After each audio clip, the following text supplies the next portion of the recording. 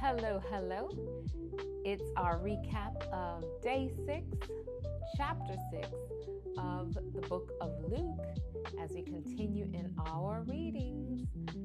24 days exploring the reason we celebrate the Easter season, Jesus. And in Luke 6, we read verses 27 to 49, and it covered quite a bit of Jesus' teaching. And the verses that stood out to me kind of almost bookend the reading. I have verse 27.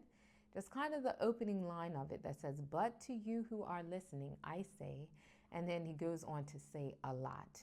And then it kind of wraps it around verse 47. We read on to 49, but just closing that loop off, the verse that stood out was 47, and it said, "As for everyone who comes to me and hears my words and puts them into practice, I will show you what they are like." And he goes on to explain. Why I love that is because it encourages us to listen to God. But to you who are listening, I say, so he's got something to say. Are you listening? Hear his words. So we're listening, but we're also hearing, intentionally processing what it is that he has to say. And then we're encouraged to live the lessons. So listen, hear, do. It's kind of what my takeaways were from those verses that bookended all those very thought-provoking lessons that Jesus was teaching. I mean, the one that stood out to me in the midst of all that was where it says, he, referring to God or the Most High as it's phrased in this verse, is kind to the ungrateful and the wicked. That gave me a pause. I was like, woo! And here's our example. So my prayer on that one was, help us, Lord. Help me, Lord. It's not easy. That's not an easy pill to swallow. But he can help us as we journey to listen to what he has to say to us, to hear and process and internalize, and to actually do what he invites us to do.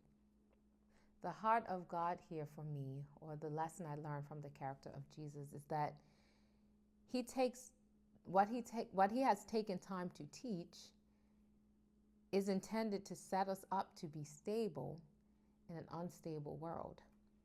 And as the reading is closed out in verses 48 and 49, we kind of see two pictures of that. And of the well-built house, Jesus said the storm struck it, but could not shake it. And for some reason, that just was like, ooh, I like how he put that one. I like how that came across. It was powerful. And the prayer I simply prayed was, Lord, teach us to build well, to listen, to hear and process what it is that you're wanting us to glean from what you have to teach us, and help us to do what you say.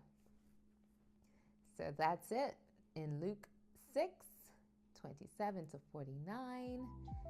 And the prayer is that the Lord will help us to listen, to hear, and to do what he says.